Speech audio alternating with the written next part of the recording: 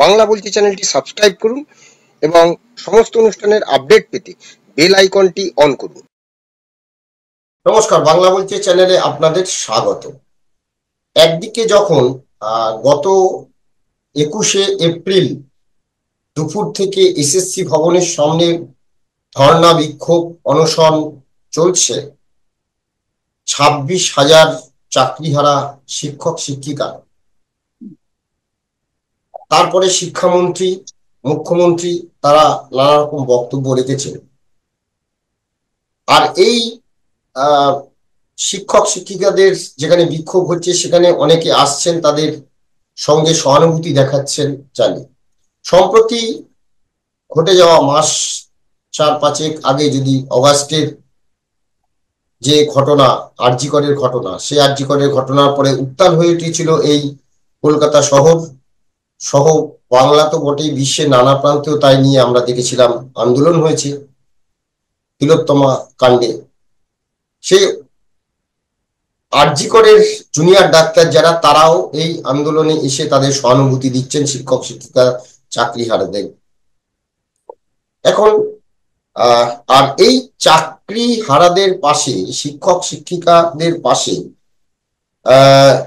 যে সমস্ত জুনিয়র ডাক্তাররা এসে সহানুভূতি দিচ্ছেন তাদের আন্দোলনে, তারা বলছেন যে তারাও এই আন্দোলনের সঙ্গে থাকবেন, থাকতে চান। আর ঠিক এই জায়গাটাতেই এই বাংলার শিক্ষাবিদ পদ্মশ্রী মাসুম আক্তার, তিনি একটি পোস্ট করেছেন তার সমাজ মাধ্যমে ফেসবুকে, এবং পোস্ট করে তিনি আবেদন জানিয়েছেন যাতে এই শিক্ষক শিক্ষিকাদের পাশে যেন এই জুনিয়র ডাক্তারদের না আসেন বা তাদের থেকে দূরত্ব বজায় রাখার আবেদন করেছেন কাজী মাসুম আক্তার। কেন করেছেন এবং আজকে শিক্ষামন্ত্রী যে কথা বললেন যে কাজে ফিরে যান, মুখ্যমন্ত্রী যে কথা বললেন কাজে ফিরে যান, প্রশ্ন একটাই, যে জায়গাতে এখন বিষয়টি রয়েছে, বলছেন যদি কোর্ট চাকরির ব্যবস্থা করা হবে, যদি কোর্ট পারমিশন দেয়। এই যদির মধ্যেই তো অনেক কিছু রয়েছে।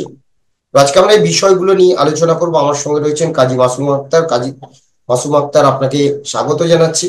মাসুম দা, প্রথম কথা হচ্ছে, আপনি একটা পোস্ট করেছেন সমাজ মাধ্যমে, যে পোস্টটি ভাইরাল হয়েছে ইতিমধ্যেই। সেখানে আপনি প্রথমে তো জুনিয়র এদের আন্দোলনকে আপনি বলেছেন যা যা আপনারা করছেন করে যান, আপনি তাদের সঙ্গে থাকবেন।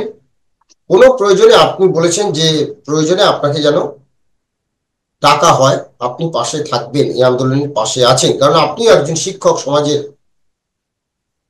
মানুষ। সেই জায়গা থেকে আপনি লিখেছেন আপনারা যেন নিপই মারে দৌড়ের শিকার না হন, তার জন্য কিছু সাবধানবাণী শুনিয়েছেন।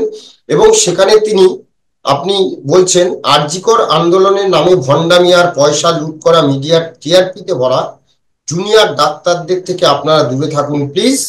ওরা কোনোদিন শুধু হকের চাকরি থেকে বঞ্চিত শিক্ষকদের জন্য নয়, কোনোদিন কোনো অন্যায়ের বিরুদ্ধে প্রতিবাদে ওরা ছিল না।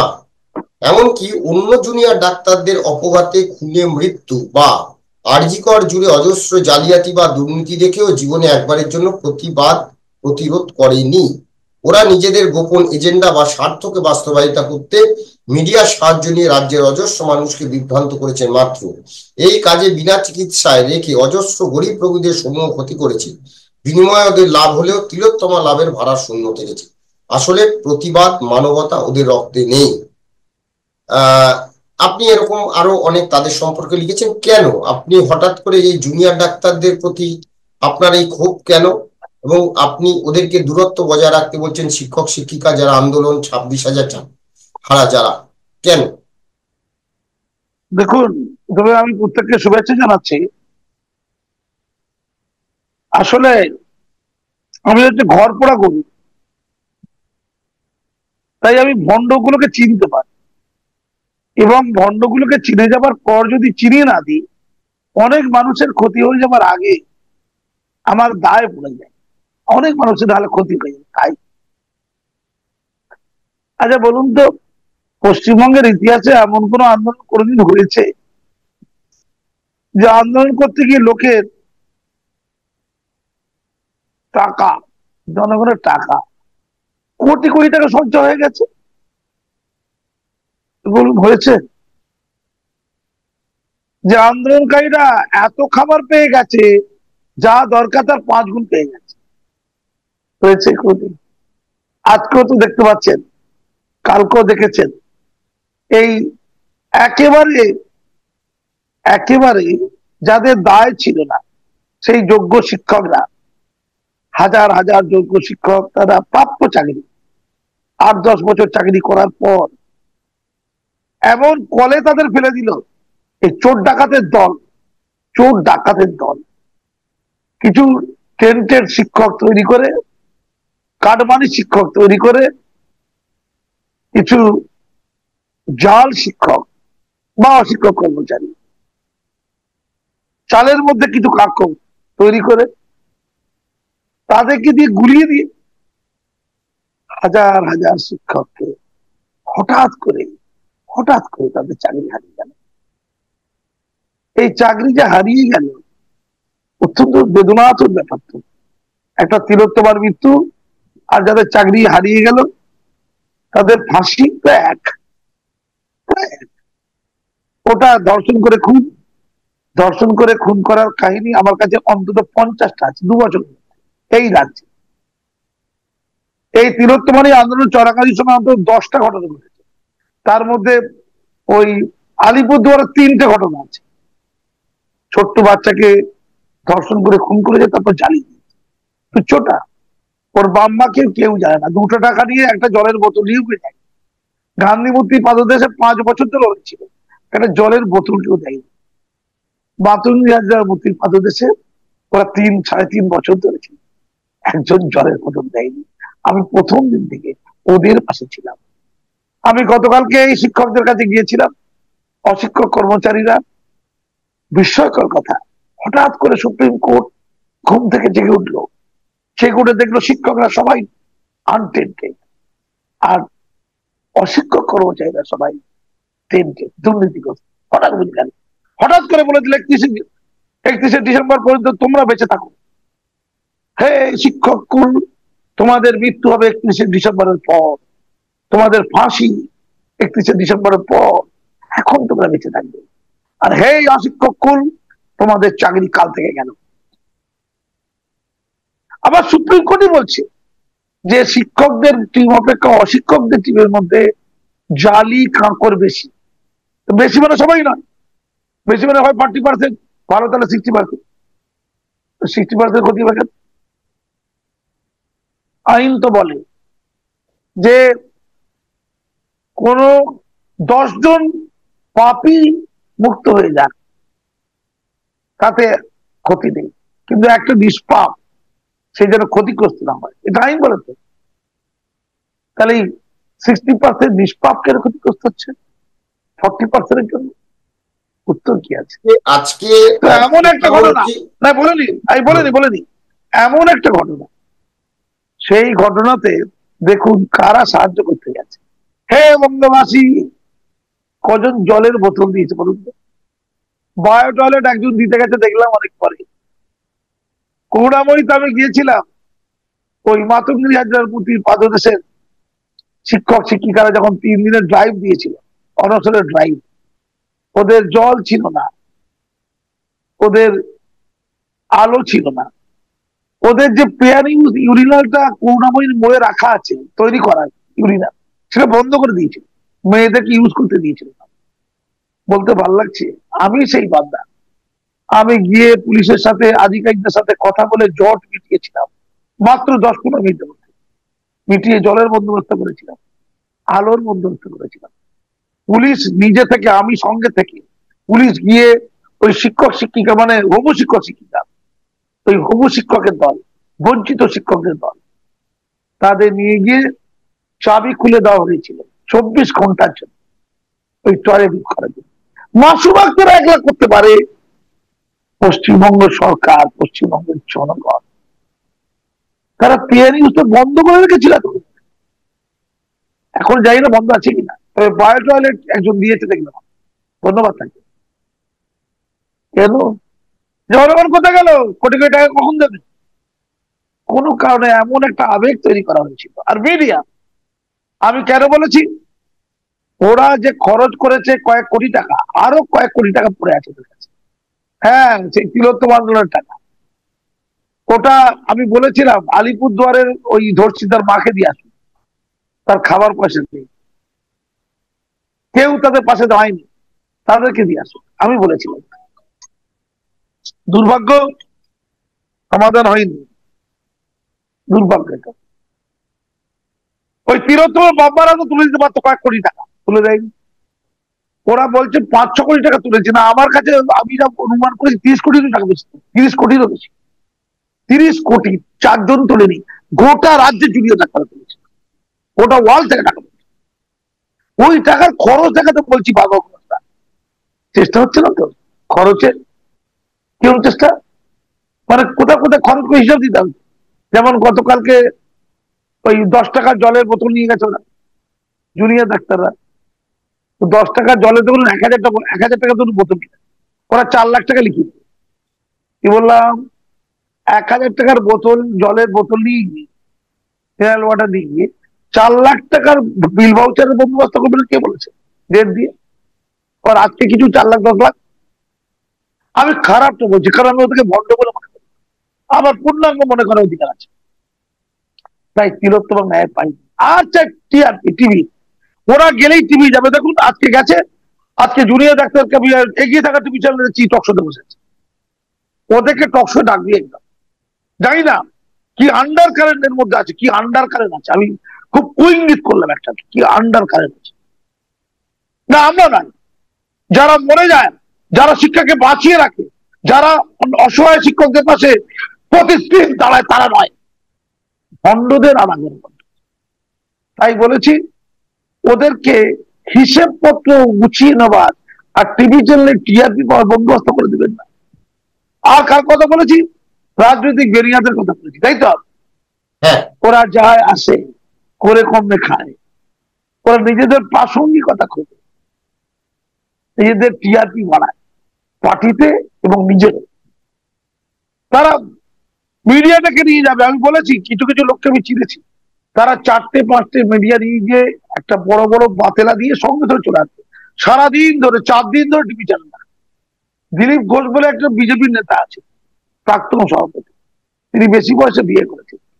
3-4 দিন ধরে দেখলাম রাজ্যে আর কোনো সমস্যা নেই, শুধু বিয়ে বিয়ে বিয়ে বিয়ে, এই হচ্ছে বঙ্গের মিডিয়া, না, এই বাংলার মিডিয়া। ঠিক আছে, নির্লজ্জতা একদম ঠিক শুধু বলেছেন কেচ্ছা আপনি। কেলেঙ্কারি বসে। আমি এবারে এবারে শিক্ষকদের এতে ফিরে আসছি। আপনি ব্যাখ্যা করলেন যে কেন আপনার এই পোস্ট, আপনি যেটা বলেছেন কোটি কোটি টাকা না, আমি তুলেছে। বলেছি, আমি একটু বলে দিই, হুম। আমি ওখানে খুব গুরুত্বপূর্ণ কথা বলেছি, হুম। যে যারা গেছে, ধরুন বামেরা গেছে, হুম। বামেদের বলতে হবে আপনাদের বড় বড় লয়ার আছে, আপনারা যদি এতই প্রেম, সুপ্রিম কোর্টে বিনা পয়সা কেসটা লোক ক্লিয়ার। হুম। কংগ্রেস যাবে, কংগ্রেসের শুভঙ্করকে বলতে হবে আপনাদের মহাত্মা গান্ধী ছিল, বেলেঘাটাতে অনশন করেছিল পাপের বিরুদ্ধে, আপনারা এসে আমাদের সাথে অনশন করে না খেয়ে থাকুন, দেখি কত ক্ষমতা। বিজেপি যাবে, বিজেপি লোককে বলা হবে দাদা ডায়লগ দিতে হবে না, আপনারা প্রধানমন্ত্রীর সাথে অ্যাপয়েন্টমেন্ট করে দিন, প্রধানমন্ত্রী যেন আমাদের পাশে দাঁড়ায়, আমরা মরে যাচ্ছি, এটা বিজেপি করবে। ডায়লগ দিয়ে মিডিয়া নিয়ে গিয়ে তাইলে মেরে পালাবে আর অনশন করবে, আমরা না খেয়ে 20 দিন থাকবো, আপনারাও না খেয়ে মহাত্মা গান্ধীর মতো 20 দিন থাকবো, তাহলে কেটে পড়ুন, কেটে পড়ুন, আপনাকে লাগবে না। এইটা বলতে বলেছি। দেখুন আমার পর্যবেক্ষণ পরিষ্কার, আমি পরিষ্কার এই সমাজকে জানি, মানুষগুলোকে জানি, ভণ্ডগুলোকে জানি, এরা যে কত বড় ভণ্ড আমি জানি। এখনই মুখে হাত দিয়ে ঝুলিয়ে রাখতে বসায় টিভি চ্যানেল, ডায়লগ মারবে। আয় রে, জীবনে কোনো অন্যায়ের বিরুদ্ধে প্রতিবাদ করেনি, কোনো অন্যায়ের বিরুদ্ধে জীবনে ছিল না, হঠাৎ করে তিলোত্তমাই দেখতে পেল, আর কোনো অন্যায় তিলোত্তমাই একটা অন্যায় ভারতবর্ষের ইতিহাস একটা ঘটে, আর ঘটে শুধু একটা করে, টাকা মারলেও টাকা। আমি টাকা না থাকলে কেউ থাকতে বলে আমার মনে হয় না। যত বকেছে তত টাকা পেত, ওটা ইনকামের রাস্তা ছিল। সে লোক লক্ষ লক্ষ রোগীদেরকে মৃত্যুর মুখে ফেলে দেয়, কিছু লোক মারা যায়, এটা মানবিকতা? একটা তিলোত্তমার জন্য হাজার হাজার অসহায় গরিব রোগীদের সফলস করে দেবো, হাজার হাজার। ও তো মরে গেছে, ও ফিরে আসবে? ও আর ফিরে আসবে? সঞ্জয় রায় হচ্ছে এখন বাংলার বিবেক, ওকে টিভি চ্যানেল বসা উচিত। সঞ্জয় রায় এখন আসবে, এদের মুখে ঝামা বসবে। কারণ সঞ্জয় রায় তাকে ফাঁসিতে বারণ করা হয়েছে, কারণ সঞ্জয় রায়ের উপরে কেউ বসে আছে, সঞ্জয় রায়ের ঘাড়ে নাকি কেসটা চাপিয়ে দিয়ে। তা তোরা তুই তো কি করলি? তোরা যে হিসাব দিয়েছে 48 লক্ষ টাকা লয়ারকে দিয়েছিস, 48 লক্ষ টাকা দেওয়া লয়ারটা কে বলুন তো? কোন লয়ার? চূড়ান্ত ব্যর্থ লোকদেরকে কোন লয়ার রাখতে নেই। তিলোত্তম আন্দোলনে যারা নেপথ্য ছিল তারা চূড়ান্ত ব্যর্থ। জনগণের টাকা সর্বনাশ করেছে, জনগণের আবেগের সর্বনাশ করেছে।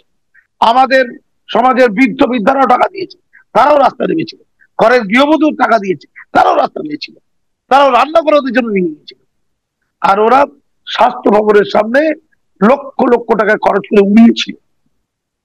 ফুটতে হচ্ছে না, বাংলার মানুষ এত ধূর, কাজী মাসুম আক্তার ধূর নয়। এই লোকগুলো কোথায় ছিল যখন আমার মাথায় লোহার রড পড়েছিল? এই বঙ্গাচী কোথায় ছিল? জাতীয় সঙ্গীত গাওয়াতে গিয়ে রক্তাক্ত হয়ে মৃত্যুমুখে পড়লেন একজন প্রধান শিক্ষক, এটা নিউজ হয়? কোথায় ছিল মিডিয়া? কোথায় ছিল বঙ্গবাসী বিদ্রোহ বিপ্লব? এটা সব দেশদ্রোহী। এদের জাতীয় সঙ্গীত গাওয়ার কোনো অধিকার নেই। নির্লজ্জ কুলাঙ্গারের কাজী মাসুম আক্তারের বলার অধিকার আছে? এরা তো বুদ্ধিজীবী। আমি গেলে হবে না, ওদের যেতে হবে। আমি কালকে মিডিয়াগুলোকে বলছিলাম, আপনারা যে এতগুলো মিডিয়ার ক্যামেরা নিয়ে বসেছে কাদের জন্য? এই পলিটিক্যাল মিডিয়াগুলোর জন্য, যারা খুঁটি ভিত্তি করতে আসবে চুয়ারে ফুটি হচ্ছে আপনাদের। কালকে বলছিলাম, ওই যে ধর্ণা মঞ্চ ওর হাততালি দিচ্ছিল শিক্ষকতা। আমি এদেরকে চিনি নেই, এরা তো বন্ড, এরা ডেড বডি চায়। আপনারা দু একজন মরে গেলে মিডিয়ার লাভ, এই পলিটিক্যাল লোকগুলো লাভ। আপনাদের ডেড বডি চাইবে, আপনারা ডেড বডি দেবেন কি? বলুন উত্তর দিই। দু একটা শামসুরগঞ্জ দেবেন কি? শামসুরগঞ্জ তবে ভালো হবে। দু একটা শামসুরগঞ্জ চাই। এ ভণ্ডামি আমার জানা আছে, সেটাই বলেছি। আসলে যেটা হয়েছে, মাননীয় বলছেন বা শিক্ষামন্ত্রী বলছেন যোগ্যদের তালিকা দেব না, রিভিউ পিটিশন করতে সুপ্রিম কোর্টে যাবে। কিচ্ছু হবে। রিভিউ পিটিশনে গেলে ওরা বলবে আপনাদের কথা শুনবো কেন? এরা বলবে কি? কপিল সিব্বল, হুজুর আপনি নয়তো খেজুর, হুজুর। যোগ্য শিক্ষকরা কাঁদছে, সমস্যা, ওদের ছেড়ে দিবে হুজুর। তখন বলবে আপনারা যোগ্য জ্বালান করতে, আপনারা যোগ্য ঠিক করেছেন, তাদের নামে তালিকা করুন। আপনারা আগে তালিকা দেন। ব্রাত্য বসু বলছেন 16,206 জন অযোগ্য তালিকার বাইরে রয়েছেন, আজকে বলছেন। হ্যাঁ, 16,206 জন কে? ওনার ভাইপো না ভাই? 16,206 জন অযোগ্য তালিকার বাইরে রয়েছে। ঠিক আছে, বললাম ব্রাত্য বসুর ভাইপো তালিকার বাইরে না ভাইজি তালিকার বাইরে? এটা কে? কে বলে বলে দেবে যে ব্রাত্য বসুর ভাইপো একজন আছে, পরীক্ষা দিয়েছে 2016 সালে, আর ব্রাত্য বসুর ভাই যে পরীক্ষা। এর মধ্যে একজন জালি আছে, একজন ভালো আছে। কে জালি কে ভালো এটা কে ঠিক করে দেবে? আল্লাহ? সুপ্রিম কোর্টের প্রধান বিচারপতি ঠিক করে দেবে? কে করে দেবে? এটা স্কুল সার্ভিস কমিশন ঠিক করে দেবে, এটা মধ্যশিক্ষা পর্ষদ ঠিক করে দেবে, এটা পশ্চিমবঙ্গ সরকার ঠিক করে দেবে, এটা ব্রাত্য বসুর দপ্তর ঠিক করে দেবে। দেখি ভুল বললাম?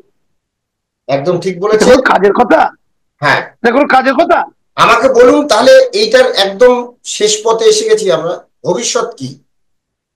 চাকরি ফিরে পাবেন? ভবিষ্যৎ দেখুন, আপনিও শিক্ষক, আপনাকে সেই জায়গা থেকে আপনি একজন প্রধান শিক্ষক, ব্যাপারটা এখনো পর্যন্ত চালাচ্ছেন। এই জায়গা থেকে আমার একদম পরিষ্কার কথা, আপনার কাছে নির্দেশ আসবে কারা যোগ্য, তারা স্কুলে পড়াবে কিনা, সেই প্রেক্ষিতে আপনি বলুন যে এরা কি স্কুলে ডিসেম্বর পর্যন্ত তো আপাতত রয়েছে, কিন্তু যোগ্য কারা, তারা কি আদৌ তাদের চাকরি বাঁচবে? আপনাকে একটা মৌলিক প্রশ্ন বলি, এই এপ্রিল মাসের বেতনটা গোটা রাজ্যে 26,000 শিক্ষক অশিক্ষক কর্মচারীর পোর্টালের নাম আছে। এই মাসের এপ্রিল মাসের 10 তারিখের মধ্যে রিকুইশন জমা পড়ার কথা, চাহিদা কত, সেই অনুযায়ী 30 এপ্রিলের মধ্যে বেতন হওয়ার কথা, এটি নিয়ম। অনেক স্কুল আছে যাদের স্কুলে এই টিচিং নন টিচিং স্টাফ যাদের নিয়ে ডিসপুট আছে, তার মধ্যে যোগ্যকে অযোগ্যকে স্কুল জানে না, দেওয়া যাবে না, কি করে বেতন হবে? কার বেতন হবে? সবার যদি বেতন স্কুল করা যায় তার জন্য নির্দেশ দিতে হবে সরকারকে, সরকার নির্দেশ দেয়নি। হেডমাস্টার যদি সবার নাম পাঠিয়ে দেয়, হেডমাস্টারদের সুপ্রিম কোর্টের অবমাননা করছে, হেডমাস্টার পড়বে, হেডমাস্টার ঝুঁকি নেবে কেন? হেডমাস্টার ডিআই কে মনে করছে, ডিআই আমরা জানি না। এইটা হচ্ছে মৌলিক জায়গা, ক্লিয়ার? এইটা ঠিক না করতে পারলে বেতন হবে না। আর যদি অবৈধ বেতন যায় সে দায়টা কে নেবে? এটা সরকারকে ঠিক করে দিতে হবে যে কার কার বেতন হেডমাস্টার করবে আর কার কার বেতন হেডমাস্টার করবে না।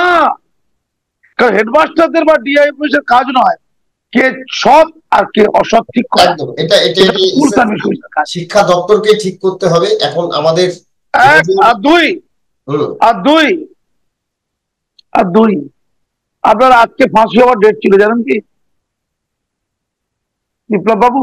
আমার তিন হাতে দু ঘন্টা পর মিনিট আপনার সময় ফাঁসি। আছে, 2 মিনিট সময় আর আছে। 2 মিনিটের মধ্যে বলছি, হ্যাঁ। 2 মিনিটের মধ্যে বলছি। আপনার আজকে 3 ঘন্টা পরে ফাঁসি হওয়ার ডেট ছিল, আপনি জানেন কি আপনার ফাঁসি?